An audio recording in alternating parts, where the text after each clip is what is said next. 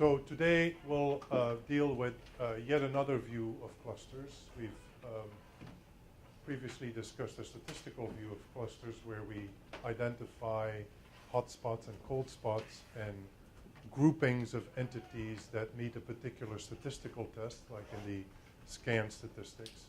And now we take a little bit of a different view, more of a traditional statistical learning view, or some people call this machine learning now. It's basically data science. And in that literature, it's called unsupervised learning. Why is it called unsupervised learning? Because in contrast to, say, predictive analytics, which is a big word, where you have a training data set that you fit the model to, and then assess the quality of the model on another data set and choose your model in function of that. In these techniques, there is no such control. So another distinction is in that predictive analytics, you have explanatory variables, or features as they're called in machine language, and a dependent variable. Here there's no dependent variable. So in the terminology of econometrics, in supervised learning there's a y and there's a bunch of x's. Here there's only a bunch of x's. And you want to use these to structure the data somehow to group them. So the readings, as I usually give you, this first reading is nothing spatial to it. It's about principal components and classical clustering techniques, which I'm assuming many, if not most of you, are not familiar with. If you are, then I could have done this lecture completely differently. But this is a very readable overview. You may be familiar with the classic statistical learning textbook by Hastie, Tibshirani, and Friedman. It's like this thick. It's really, if you want to do anything about machine learning and want to have a bit of a statistical background, it's a must read. Well, this one is kind of the baby version of that. It's much less technical, and it has extensive examples with R code on how you carry this out. And I particularly like the chapter that deals with principal components and cluster analysis. It's very readable. Then the other materials are much more technical, and they deal very specifically with spatially constrained clustering. One of the things we're going to see today is that traditional multivariate clustering doesn't deal with location. And oftentimes, or at least from my perspective, this is about spatial data. We're interested in clusters that make sense spatially, geographically. So in addition to being similar in a multivariate sense, which is the standard approach, they also have to be similar in a geographical sense. And remember, this goes back to the very beginning when we talked about what is a spatial autocorrelation statistic. Is the combination of attribute similarity with locational similarity. And so spatially constrained clustering does the same thing. It's attribute similarity combining with contiguity, with being compact spatial units. So there are a number of different algorithms. The first one in the paper by Asuncao et al. Is the one that we will actually illustrate in class and use in the lab. It just happens to be the only one I could find in R. There may be others, but I haven't found them yet. Then the Duque et al. Paper is a survey, fairly technical from an optimization point of view. Clustering can also be seen as an example of spatial optimization.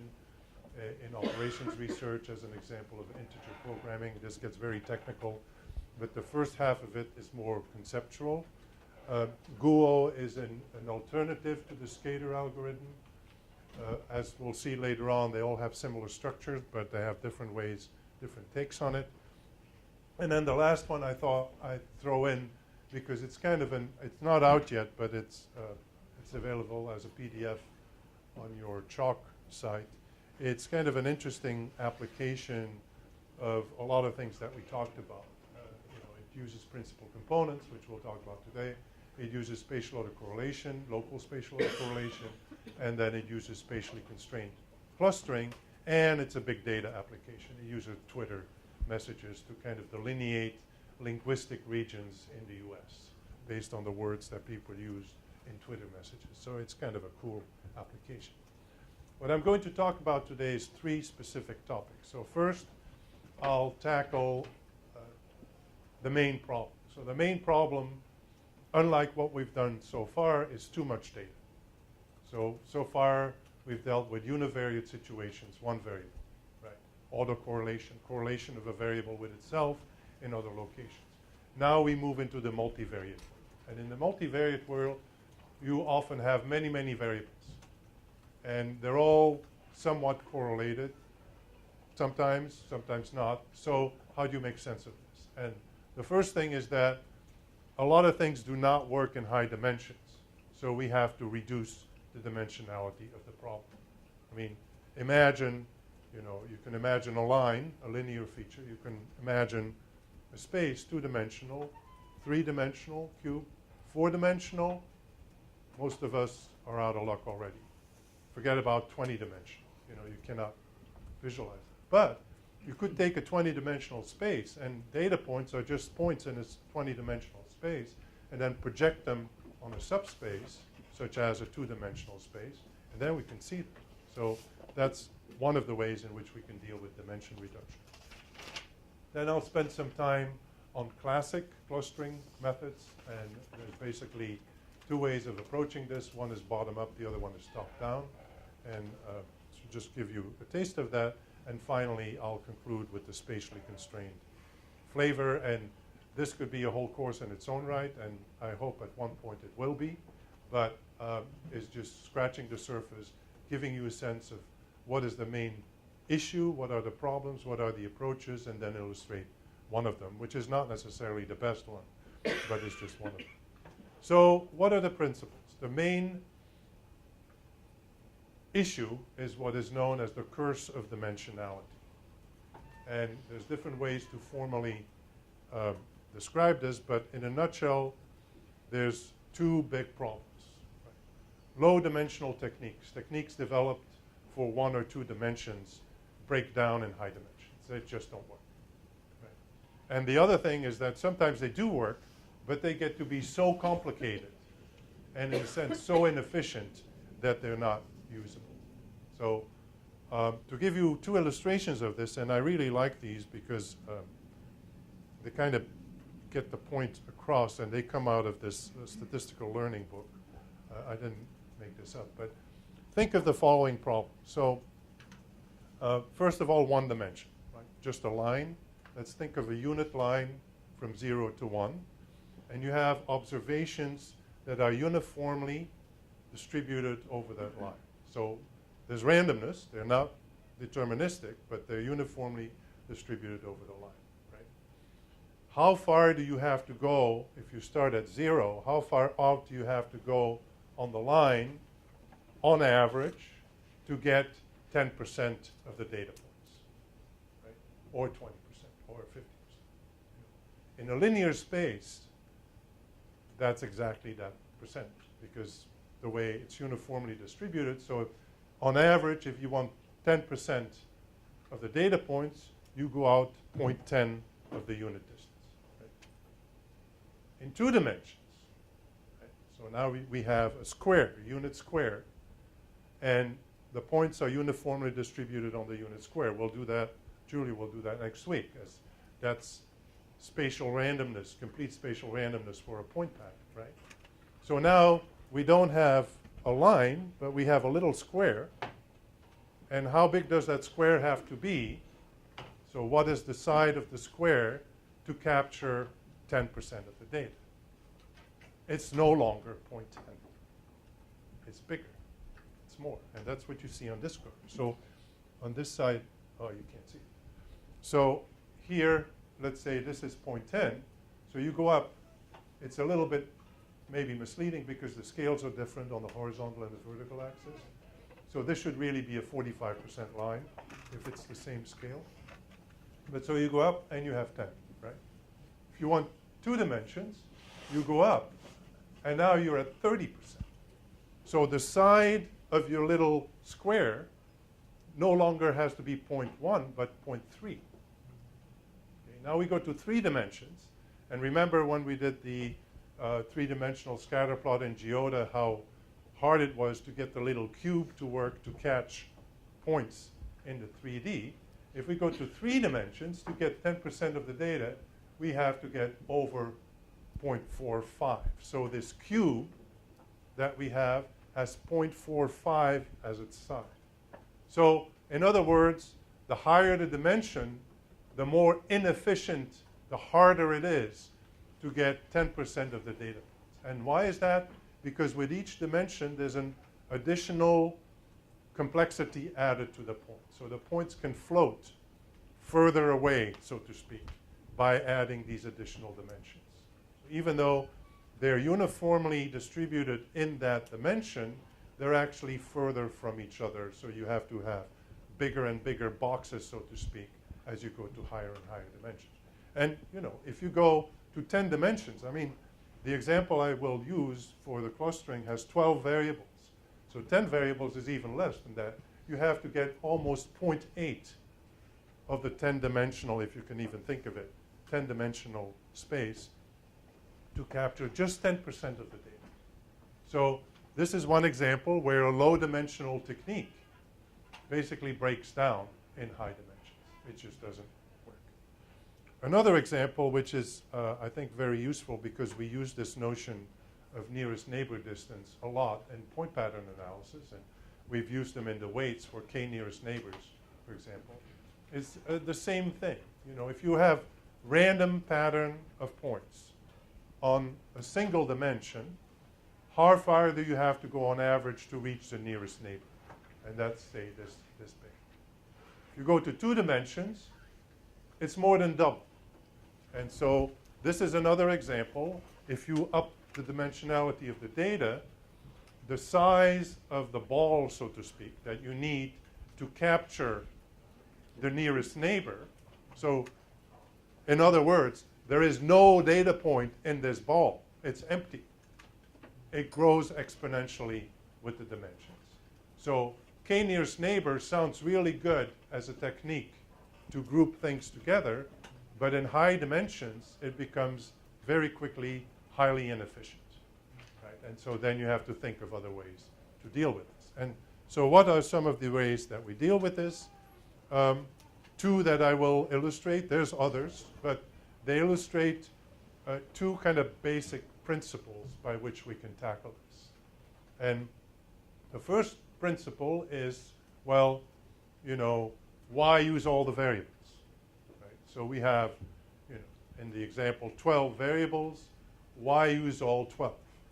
They're intercorrelated, so maybe we can replace them by a lower dimensional set of variables that are functions of the original variables. So we replace in some reasonable fashion, and we'll see in a few minutes how we do that, these many, many variables by a small set of other ones that are, of course, related to the original variables. Otherwise, it wouldn't make any sense.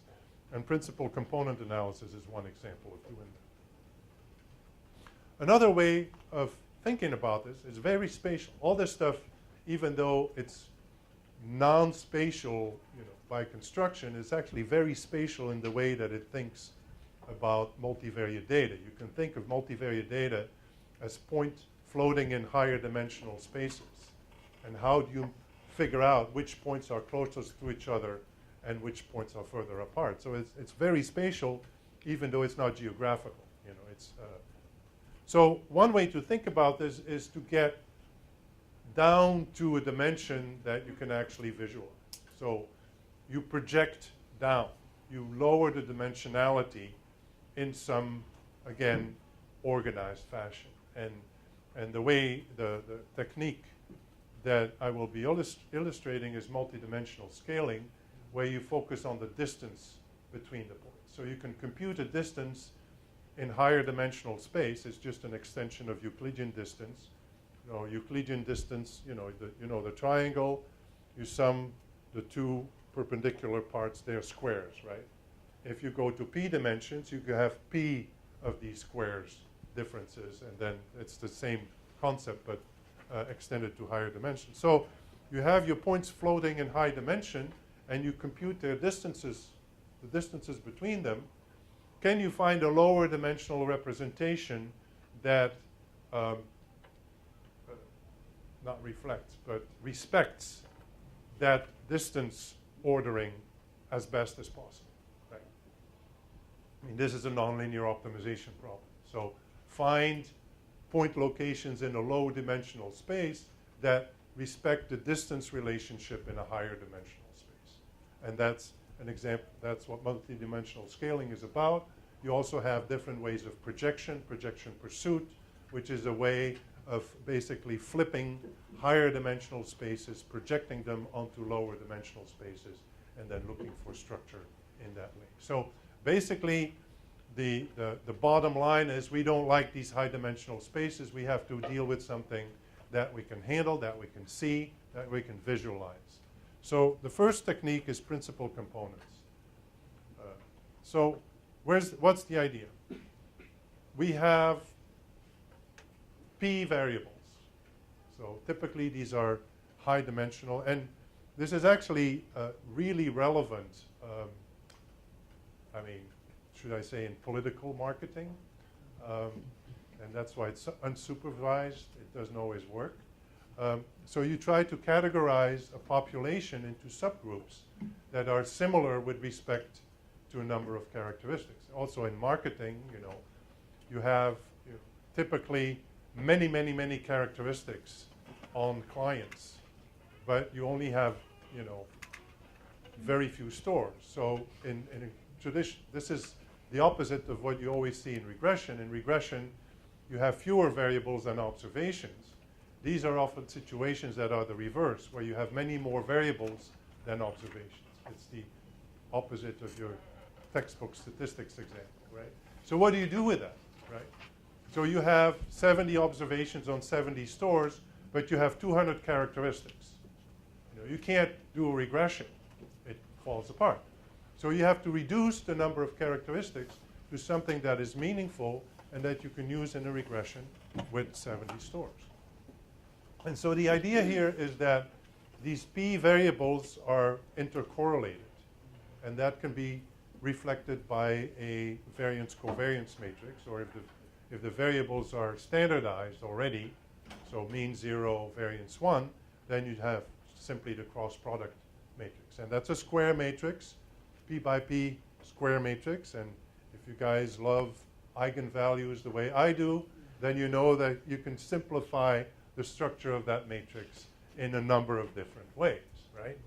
So that's what these principal components are. So typically, you have many fewer than the original number of variables, and you want to pick those that capture most of the variance, most of the variability incorporated in this covariance matrix. And you want to do this in a way that is efficient, so you want those principal components to be orthogonal to each other. In other words, they're not correlated.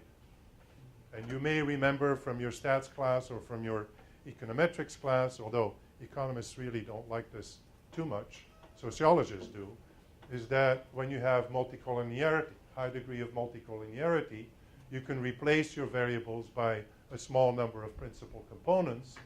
By construction, these are uncorrelated, so you will not have any problem of multicollinearity at all, right? And then the final thing that you do is that you scale their coefficients, otherwise you have an identification problem. That's just a mechanical thing. Okay, so what actually happens here? So we call our component C. Every observation gets a score on this component, and it is nothing but a weighted sum, a weighted average of the original variables. And I'll give you an example in a second. So you have a bunch of different, in the example I'm using health characteristics for community areas in Chicago. So we have 12 of these. That's too much. We'll reduce them to, in my example, 4. And each of these 4 is a weighted average of the original 12. Right? And they're orthogonal, so their cross product is 0. They're uncorrelated. You can think of it that way. And then also, for practical purposes, these coefficients, they're called loadings in the PCA literature, the A's. are scaled such that the sum of their squares equals 1. That's just a convention to make things comparable. And the reason why you need to do this is because we're dealing with the contribution to the variance. So if you don't somehow rescale this, then a single variable with a lot of variance would dominate the whole thing, and you don't want that. Now, there's some modern versions of this principal components that actually purposely, similar to this idea of a lasso that you maybe have heard of, they purposely limit the number of non-zero loadings. So in the classic approach, each variable will have an A coefficient. In some of the more modern machine learning implementations, you have a trade-off function so that you force some of these A's to be 0. In other words, your components are easier to identify. Of course, in the extreme, you're back to where you started with, right? And each component is the original variable. So it's this tension between giving a weight to all of them versus giving a weight to only one of them, and then we're back to square one. We have to be somewhere in between, and that's an optimization problem like everything else. How do you compute this? I won't give you the technical details, but it's basically a matrix decomposition. Easiest way to think about this is eigenvalues, although in most modern practices they're not actually used. There are other ways of decomposing a matrix that are much more scalable. So what do we get out of this? We get, for each principal component, these A coefficients, which we call the loadings. So that allows us to say, for example, does variable 1 contribute in a positive way or a negative way? You have the signs of the loadings, and you have their relative magnitude. So you can, in some social sciences, in sociology, there's a whole tradition of interpreting these loadings and then giving these new components a fancy name, right? This is social stress, or this is some culture, this is something else, right? Factor analysis is a version of this. It's not the same thing, but it's very similar in mathematically, at least. Right? So that's often very hard to do. Right? That's why these regularization techniques come into play, which make it a little easier to maybe interpret the variables. If you set a bunch of these coefficients to 0, maybe, one set of components is cancer, another set of components has to do with heart disease, and then you can give these things names that make sense. Then obviously the other so that's the loadings. The other thing you want to know is how does each observation score? So you create the score for the principal component. So every observation has a new value. You can think of these as new variables, and then you can look at how similar the observations are with respect to these variables. And then also you want to know how good they do, how well they do in terms of explaining this overall variance, right? Do you need, how many components do you need to explain 80% of the variance, or 90% of the variance, or if you're not too picky, 50% of the variance, right? And you can think of these components, again, as an approximation of a higher dimensional space. For example, if you have 3 original variables, then a 2 principal component space is the plane that fits those points in 3D the best, the closest.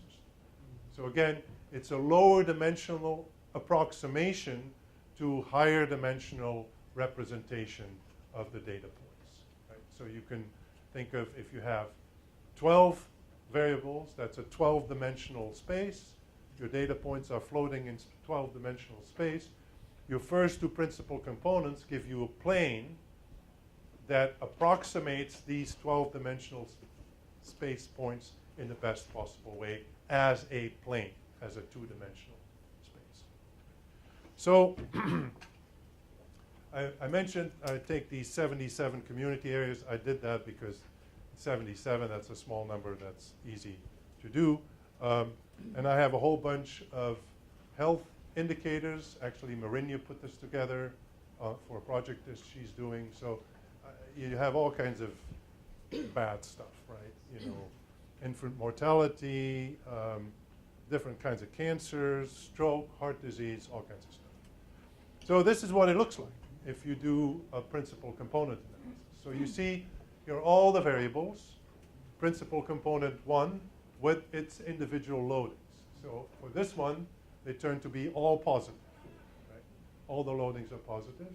For the second component, some are negative, like I'll point it out again later, but if you look at some of the cancers are all negative, whereas in the first component are positive, and so on. So then the art, where the social scientist comes in, is to make sense of this.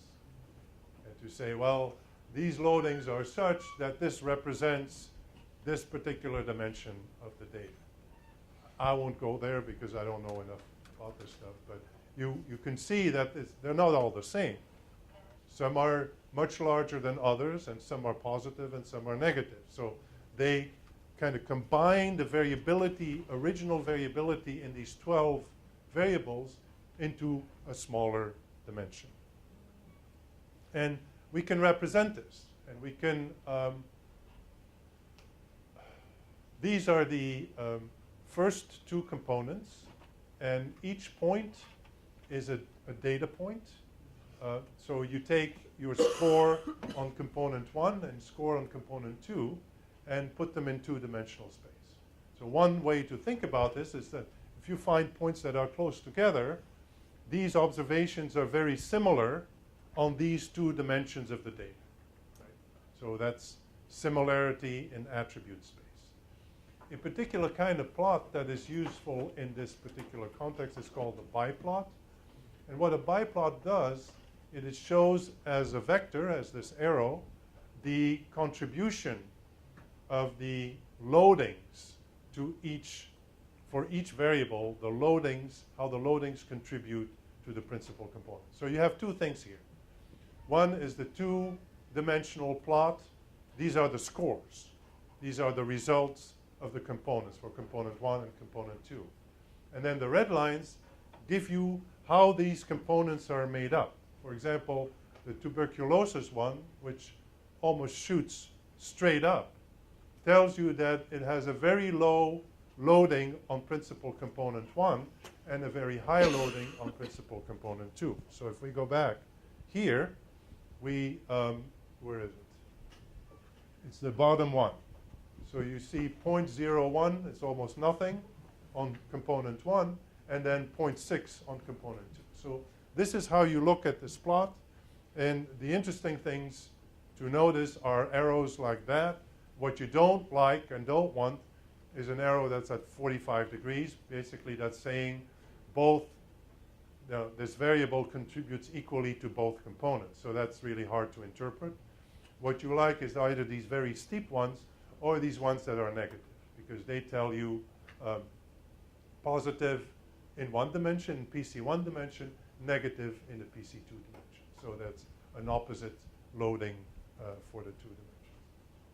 So those are our principal components. They allow us to summarize the variability in over the 12 dimensions. And then just to illustrate, how this works kind of behind the scenes, is this is all related to the eigenvalues, but these eigenvalues can be related to the proportion of the variance that's explained. And so the first component explains the most, 55%. The second component explains almost 14%. It's almost a third of the first one. So it drops off very quickly. And together, they're basically at 70%. So the first four components explain 80% of the variability in those 12 variables. So for most practical purposes, you could say that's good enough. And so I'm going to work with those 4 instead of working with the 12. And this is plotted in something that's called a scree plot. And the scree plot comes up in a couple of other techniques as well. Basically, what you're looking for is an elbow. This is called an elbow, like this. So it goes down very quickly, and then it flattens out. Now, you may say this is very wishy-washy, and it is. There are tests. There are formal ways to summarize this, either looking at the eigenvalues or some drop off in the variance explained and things like that. So I'm not going to go there, but basically you see what I mentioned before. By the time we get to number 4, then it basically doesn't give us too much more power by adding additional components. So this is called a scree plot. You use a scree plot to figure out how many components you will use in the analysis. And then you can map the principal components. You can even do local Moran analysis on the principal components. And if you know Chicago a little bit, you know Chicago is very segregated and very stratified, should I say. This scores very high on this first component. This is the south side. This scores very low on this first component. And so this gives you an idea of how this multivariate interaction is represented in space. So can you do something similar for categorical data? Because right now your data is contiguous, yeah. Well, you can, but it's a different notion. You have to define your notion of covariance. Okay, and there are ways to define it. So you have to define how similar is category 3 versus category 4, because they're not ordered, right? Yeah. So, and I forgot the name, but there is, in the machine learning literature or statistical learning literature, there are measures of similarity for categorical data. But it's tricky, and it's not necessarily exactly the same, but it's similar in spirit. The other thing to keep in mind, though, is that, and I'll keep hammering on this because then at the end we'll put everything together, is that similarity in multivariate space. So these are our 2 dimensions again, and these 2 points are basically almost on top of each other, which means that their scores on the first 2 principal components are just about identical. And this is purely by chance. I was extremely lucky. I was just looking at this, and then it turns out this is Hyde Park and the near north side. So Hyde Park and the near north side have basically the same profile when it comes to these first 2 principal components, which are summaries of 12 health indicators. But of course, they're not contiguous. So they could be part of a cluster in multivariate attribute sense, but they're definitely not geographically connected. Right? And this is an issue we're going to keep running into. Remember, when we talk about spatial autocorrelation, it's both. It's the attribute similarity and locational similarity. Here we have the attribute similarity. We don't have the locational similarity. Okay. That's principal components. I'm going to have to speed up, unfortunately.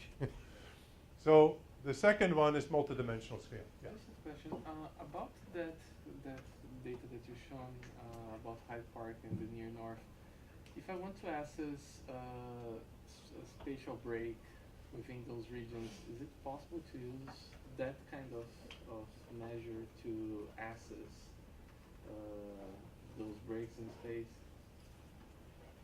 To measure breaks in space? Yes, like. I guess you could. I think the breaks in space are better addressed when you move to actual clusters.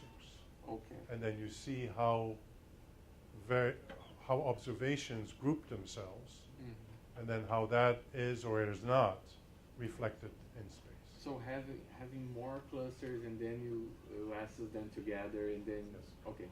And then at the end, we will force them to peak together.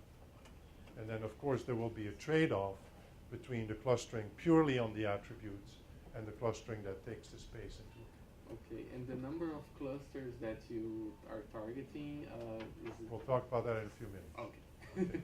So multidimensional scaling is this projection idea, and it's actually really cool, and it's related to a lot of the math that is behind projections and conversions between projections, this topic that you all love, map projections. So you go from a sphere to flat, how do you preserve the distances on the sphere on a flat projection? And this is the same kind of mathematical apparatus. So we have our n observations in a hypercube. We have the distance, Euclidean distance in p dimensions. As I mentioned to you, it's a very straightforward generalization of the triangle, theorem. So you sum the square differences over p dimensions, and then take a root or not, that depends. And so basically we want to go lower dimensional, right? At most p minus 1, but typically much smaller. So in my example, I'm going to go from 12 dimensions to 2. And so 2, again, we can represent very clearly. So the formal way to deal with this is that we have our p-dimensional distance, and then we have a stress function, an objective function that tries to minimize the difference between this original distance that we have and the distance in lower dimensional space. So we try to solve for the coordinates in low dimensional space such that this is minimized. And there's a number of very classic, very well-known ways to do this. It's basically an optimization problem, right? And then you get the coordinates, and so you put the points in a map, or in a plot. Sorry, you can put them in a map too, but it's not the same. So it's not the same as principal components because you can't map these. These are coordinates. So principal components are values for the observations, so you can map those values geographically.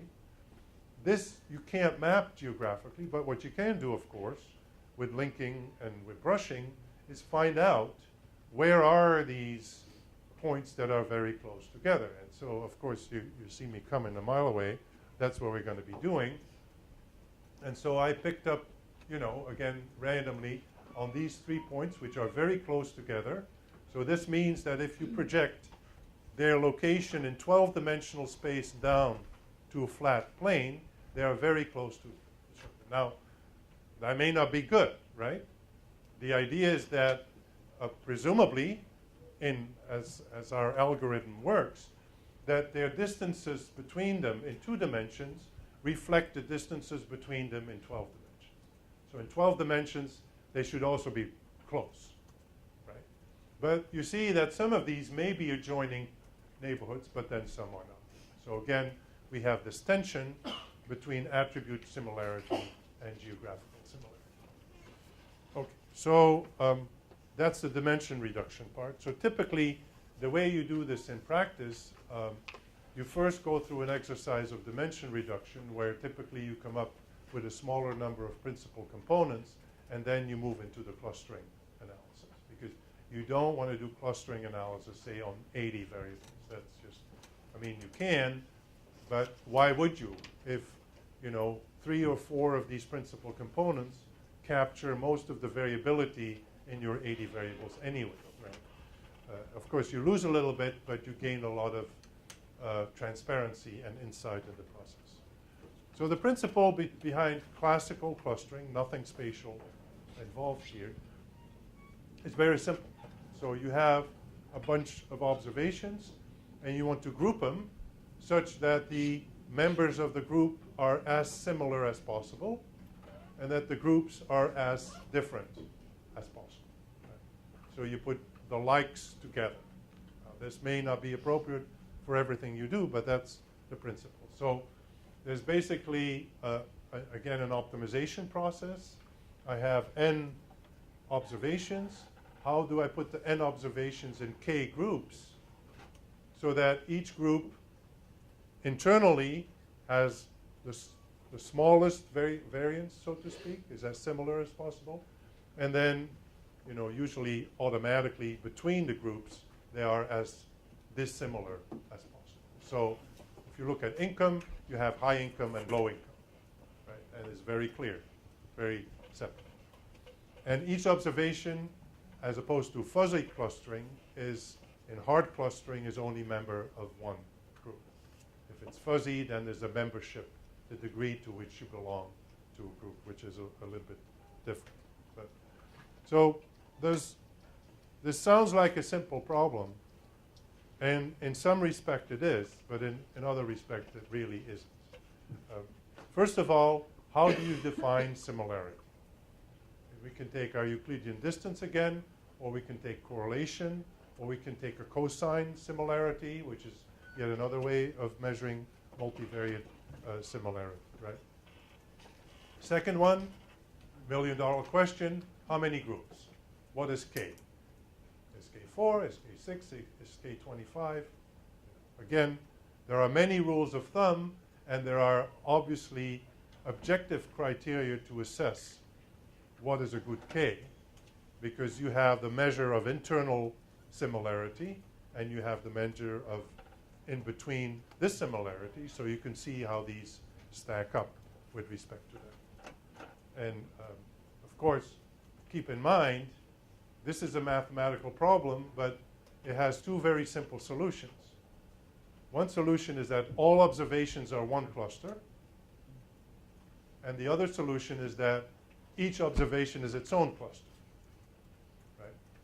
And so we want something in between, because neither of these are useful for our purposes.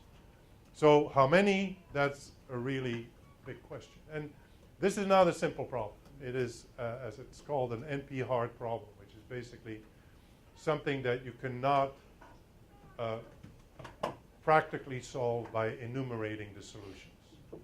So it's an easy problem, right? You have n observations that you have to put in k groups. How many of these can you do? Well, it's k to the n.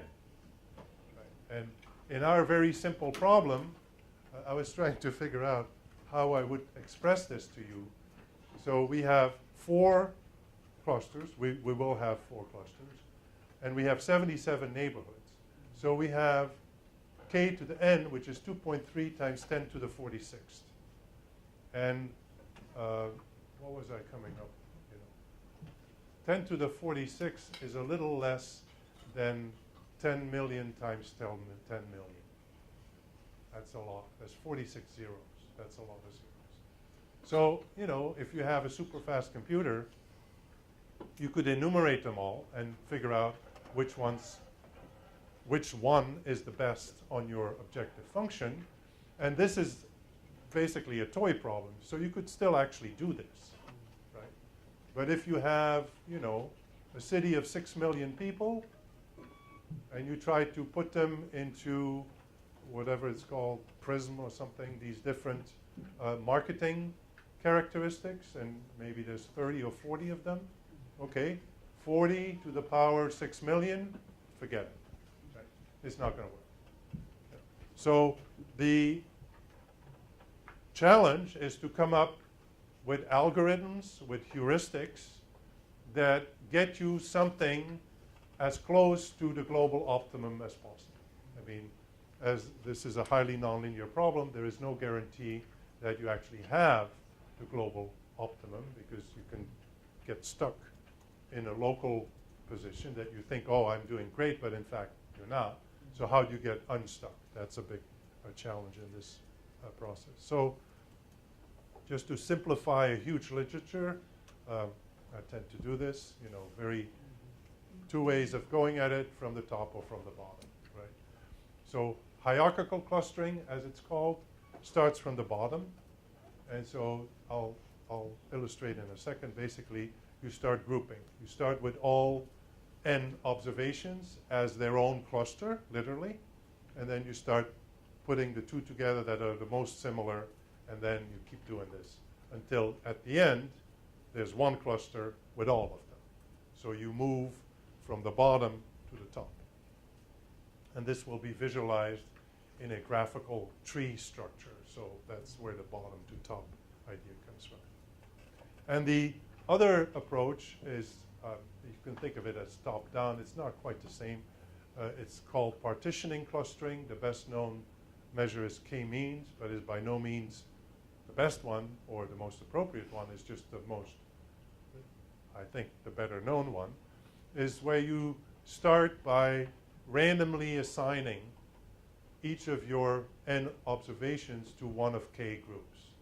You pick k, right? And then you start reshuffling to get better and better measures on your objective function. So you reshuffle them so that their internal variance goes down and the in-between variance goes up. So that's an optimization problem.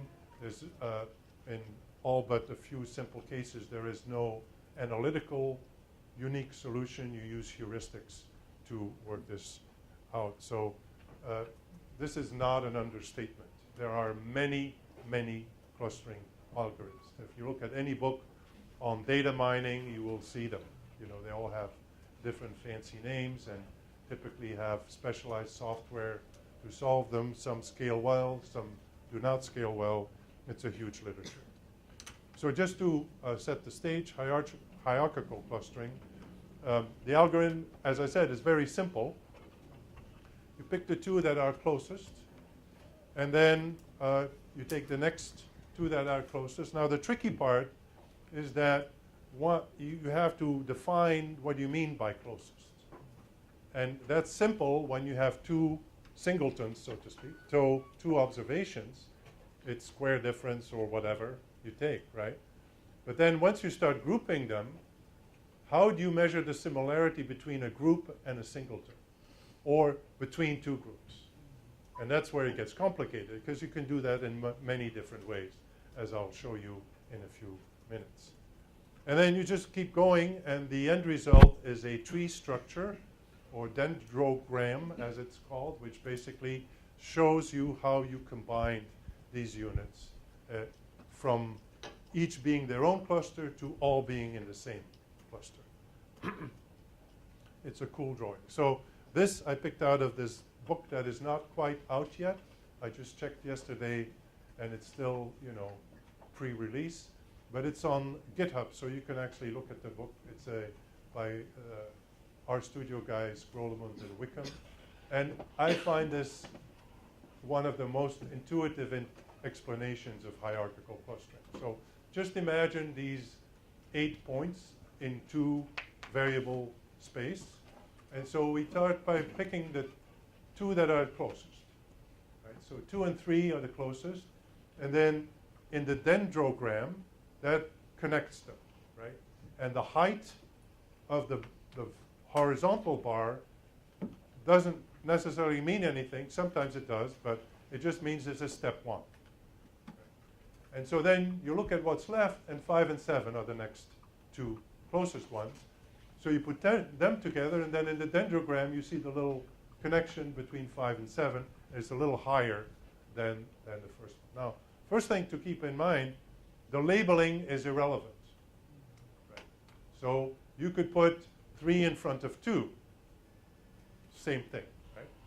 So we continue. Now it gets a little more complicated, because now we have to figure out whether these groups, 2 and 3 together, are actually closer to 1 or closer to 5 and 7 together, and so on. So let's just say we keep on going, and we keep on going until we're here, and now we're done.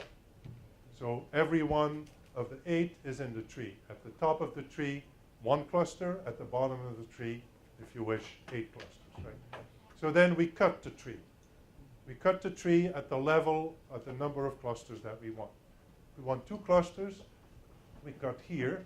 So we have 2 of these branches, and they are defined by the branches and the leaves under them. So you cut the tree, and you see what falls out. If we cut a little lower, you get something that is very typical of clustering, is that you end up with singletons, with observations that are their own cluster. What does that mean? It basically means that they're so different from the rest that they don't belong with anybody. They're not playing well. Right? And this happens. Now, a very important practical issue is, how do you formally measure the similarity, not so much between two observations. I mean, that's an issue too. Do you use correlation? Do you use distance or whatever? But between groups that consist of multiple elements. And this is called the linkage between the groups, between the clusters.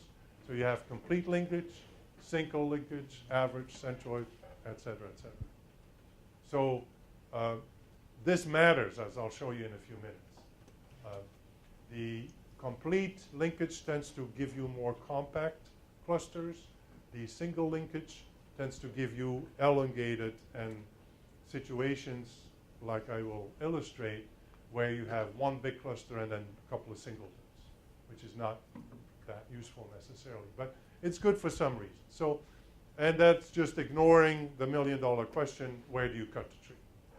But you, again, this is an iterative process, right? So you cut the tree, you see how well it does in terms of the objective function, but also you see whether this makes sense, right? Are you putting observations, in a marketing sense, clients together that actually belong together, or are you putting things together that don't really fit that well together? Okay. So again, from the same book, a really cool illustration of these 4 of these possible linkage methods.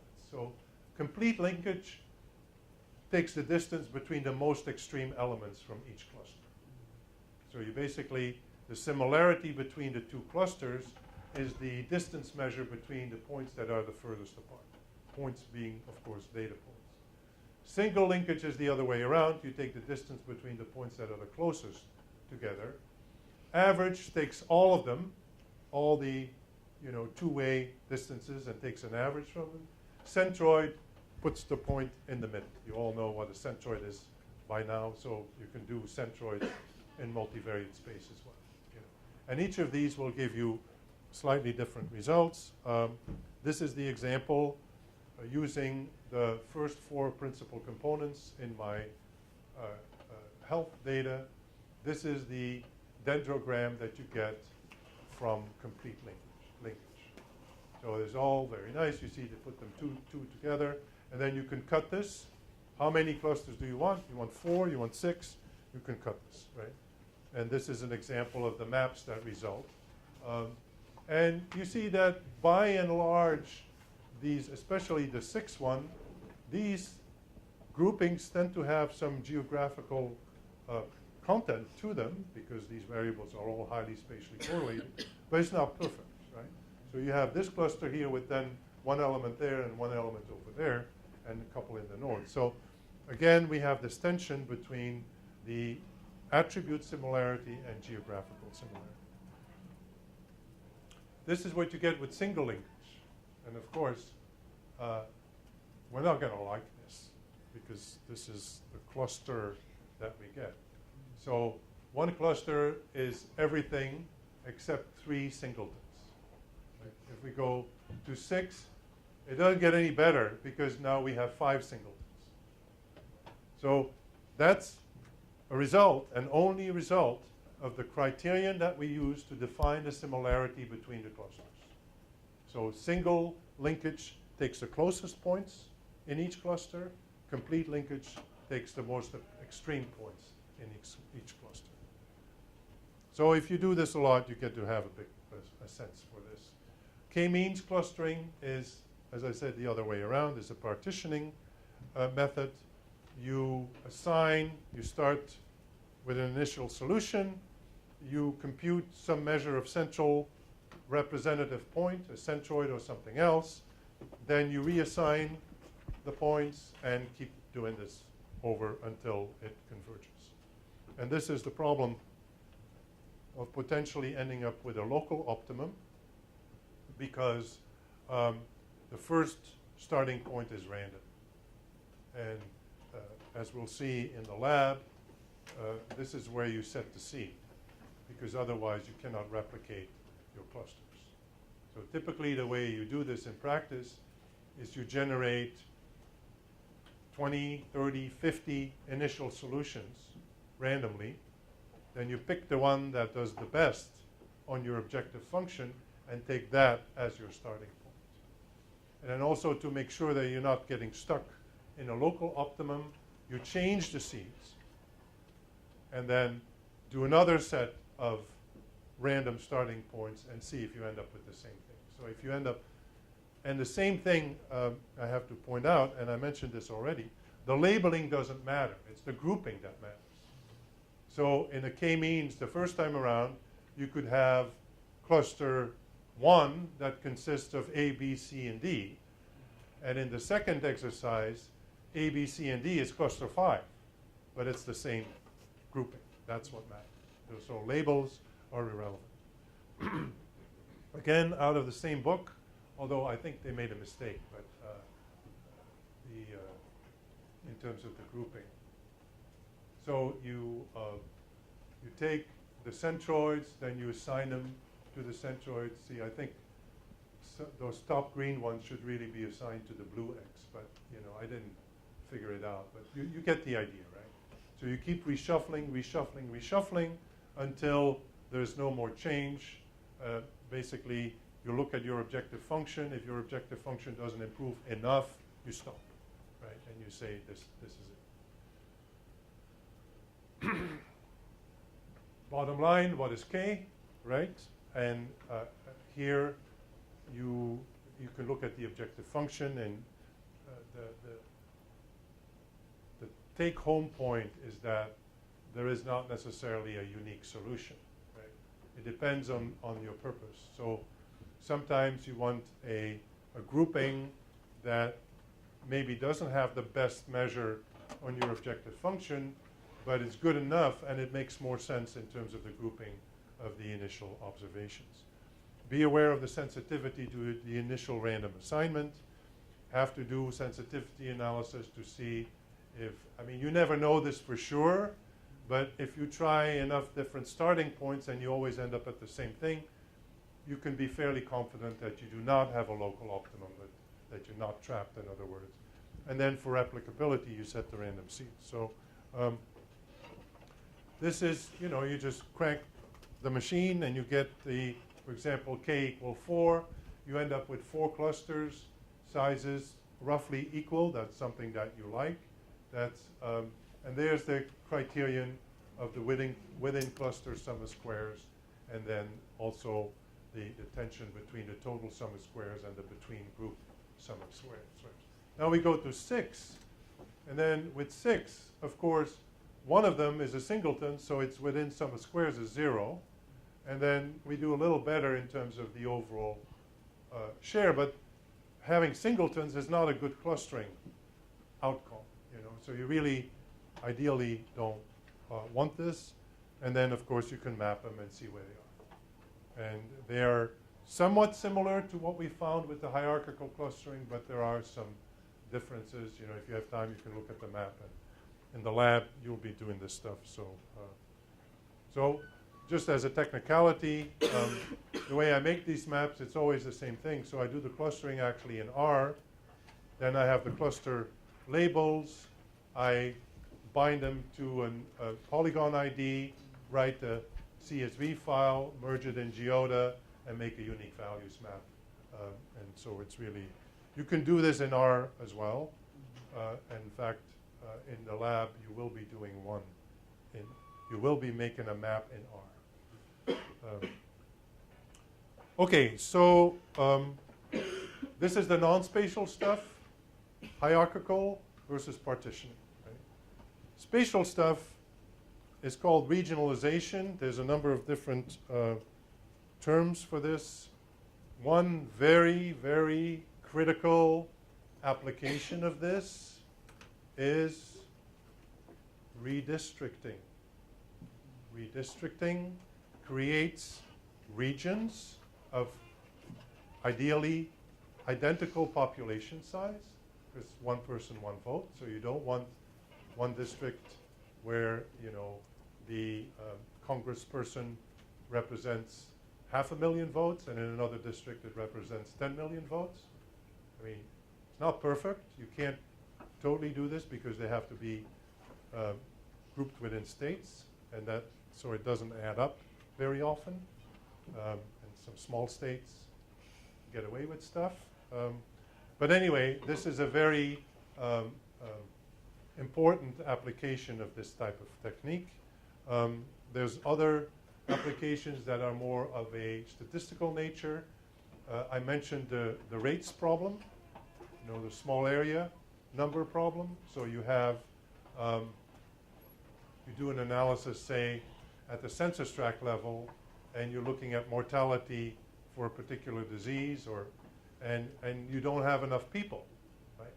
So how do you come up with an area that is not an administrative district per se, but is a grouping of smaller areas, and that has your minimal critical population? Let's say you want to have at least 50,000 people in your area. So how are you going to group these initial atomic areas into larger groups that are contiguous? They have to be connected and reach your target population or reach some other kind of objective function. So this is, in essence, a multi-objective optimization problem. So you have single objective optimization problems, which is like minimizing least squares. That's a single objective.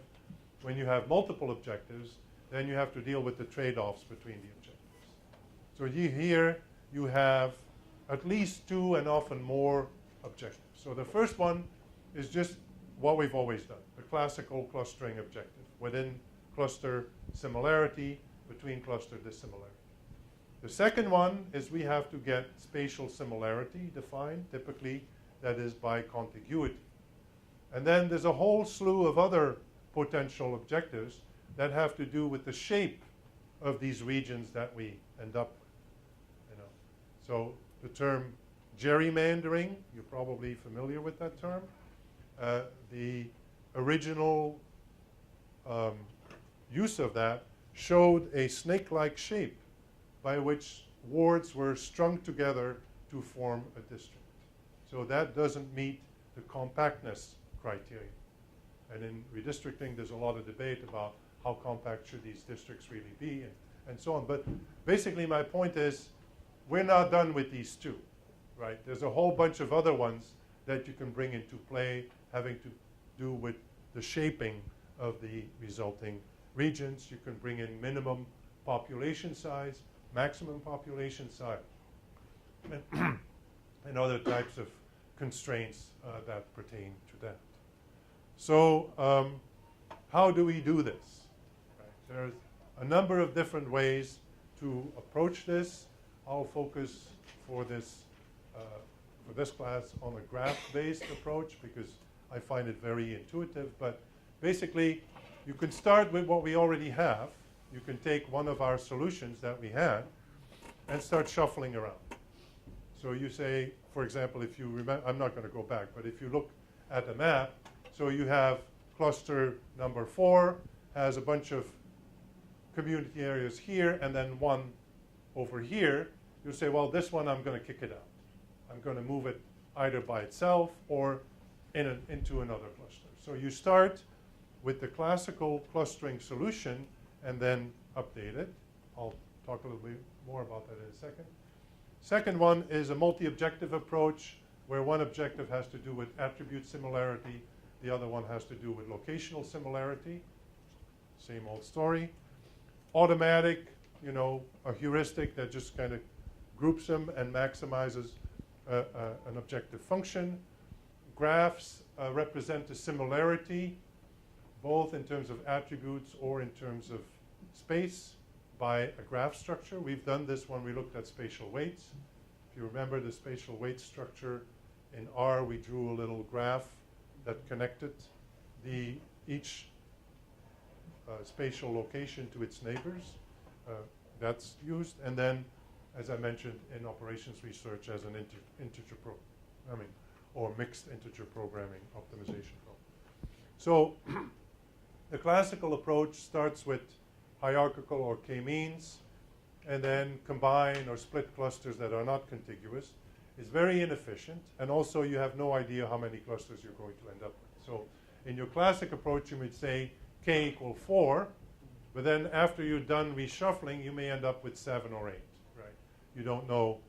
It works, but it's not very efficient. It's not very good. Then the multi-objective approach sounds really intuitive. So basically what you do is you include location as one of the variables. And for example, we could do k-means on PC1 through PC4 plus x and y. So instead of 4 variables, now we have 6 variables. And if we're lucky, that will force them to be more together than originally. Yes, but not completely, because we have to figure out the trade-off between the similarity in space and the similarity in attribute space, so to speak. So really, you can think of this as an objective function with two parts. One part is to make sure that they're all contiguous. So, you know, you could do this just by itself and just group the areas that are closest together, period, without looking at the attributes at all, right? And then you could do the same on the other side, grouping them together, only looking at the attributes, forget about the location. And those are two different solutions. So how do we weigh one part of the objective versus the other part? That's the tricky part. And typically this is a trial and error process where you go through the exercise with different kinds of weights. This is pretty much abandoned as an operational technique because there's much better ones. This is a classic article by Openshaw and Rao. It's called Automatic Zoning Procedure. It was a little crazy at the time, but it's fairly old, but it's an optimization process. It's a heuristic that just starts with random grouping and then just kind of puts them together in better and better ways. Contiguity enforced, but also similarity plays a part. That's very similar in spirit to the optimization routines. The graph-based approach, so you introduce the contiguity structure as a graph, as we've done when we talked about the weights, and then you prune the graph, meaning you cut it. And one technique, this skater one it's called, they called it skater, you just cut the graph so that the groupings that you end up with are internally the most similar. Right? And we'll see in a few minutes how you actually do that. It's pretty clever. As it turns out, that's actually a constrained search of all the possible solutions. So by forcing yourself into this graph structure, you're eliminating some potential solutions. Now, as long as you're not eliminating very good solutions, that's okay. But you don't know that, of course, when you start the process. So there's some criticism of this approach, but it's very intuitive, and I'll use it as the example. And then this is the cat's meow. This is how, if you really want to do this right, this is how you do it. You set it up as an integer programming. Integer programming is where the decision variable is 1 or 0. So basically you can think of x, I, j. X is observation I belongs to group J, and it either does or it doesn't. And then you have an objective function, which is always the same one, with some contiguity constrained as part of the constraints in your optimization problem. I mean, if you've never done this, you have no idea what I'm talking about. But if you have, then it all makes sense. You have an objective function, then you have a bunch of equality and inequality constraints, and you just find the zeros and the ones that maximize your objective function. Now, one of the problems with this is that it doesn't scale very well, necessarily. And so there's all kinds of very clever heuristics to allow this to scale better to larger solutions. And that's really a very fun, to me, mathematical set of problems. So just to illustrate this, the Skater cluster analysis, it stands for spatial cluster with cluster misspelled, and I have no idea why. Analysis by tree edge removal. That's the name, the title of the article. So it uses a concept which I thought the reason that besides the fact that it's in R, the reason that I like to talk about it is it introduces a couple of graph theory concepts, and these are good concepts to be exposed to if you don't know them already. And it's the concept of a minimum spanning tree, which is one way to simplify the graph structure of a network. I mean, you can think of contiguity as a network representation. So we can simplify this in the minimum spanning tree, and then we're going to cut it. So it's actually very simple.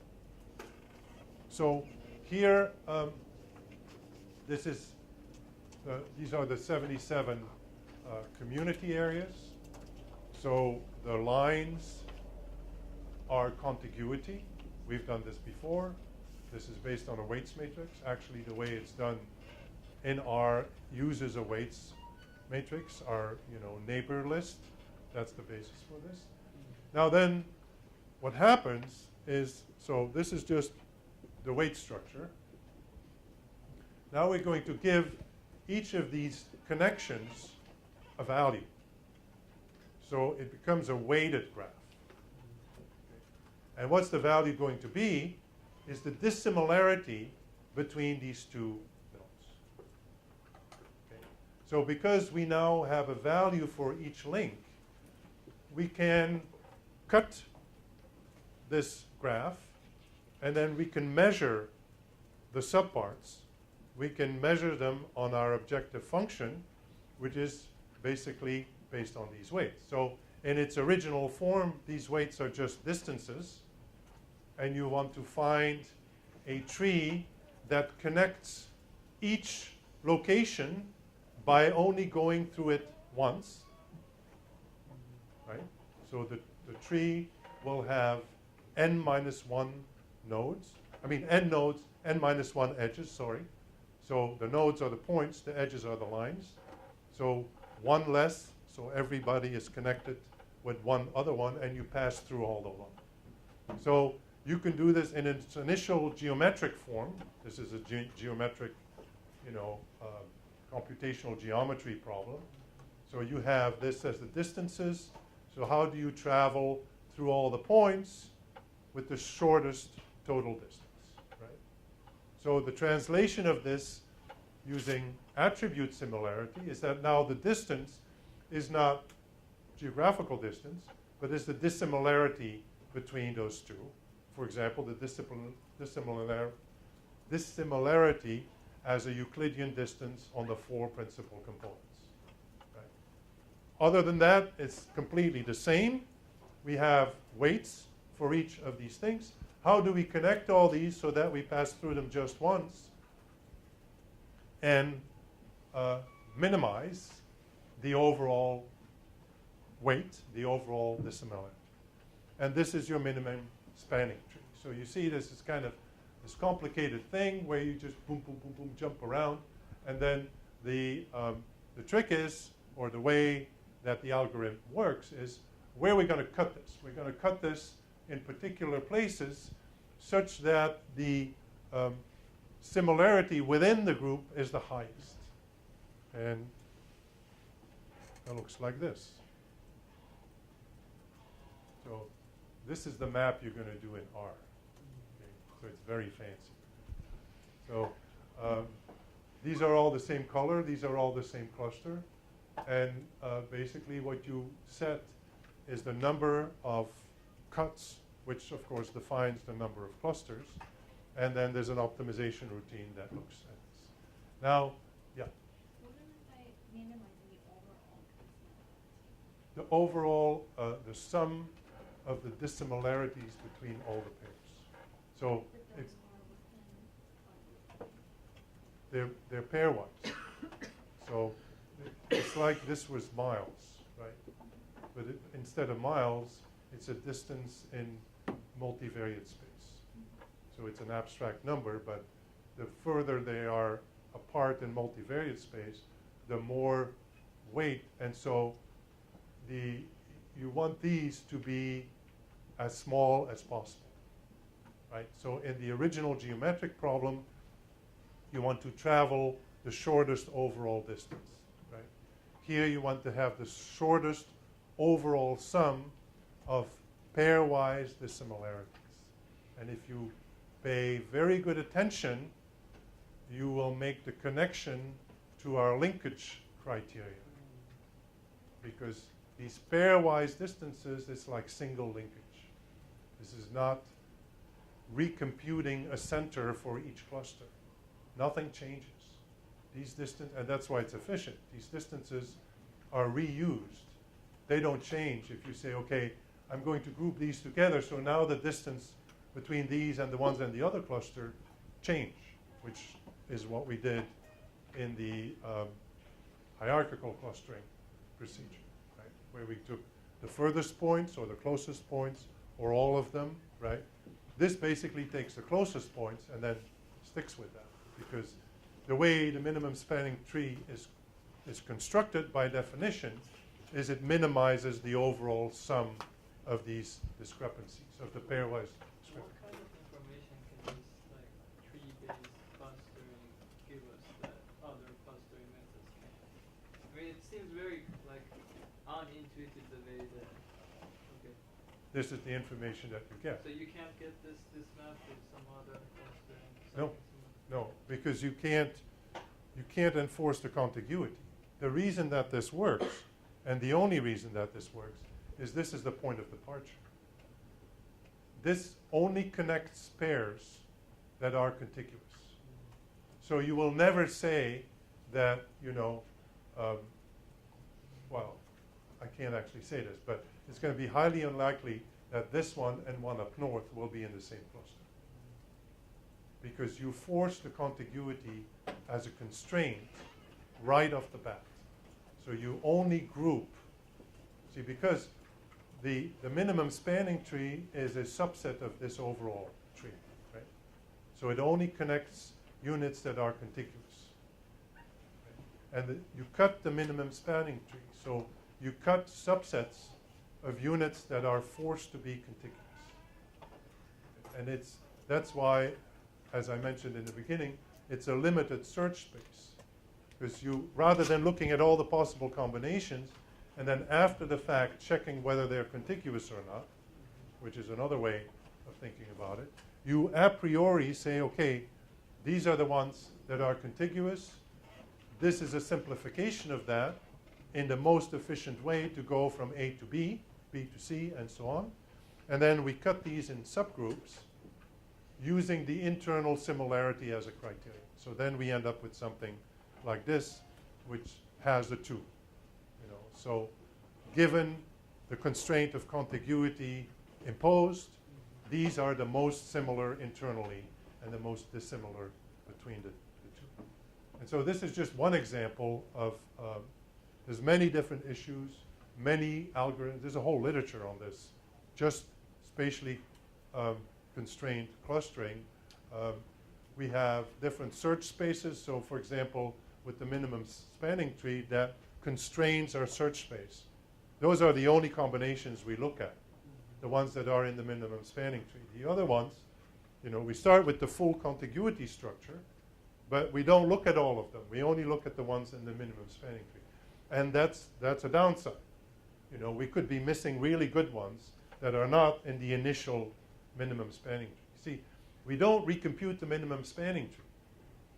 So that's one thing you could do in some of these heuristics is after you start connecting them, you could look at other ways of connecting them and see if that maybe does things better. So different conceptualizations of attribute similarity, we've been there.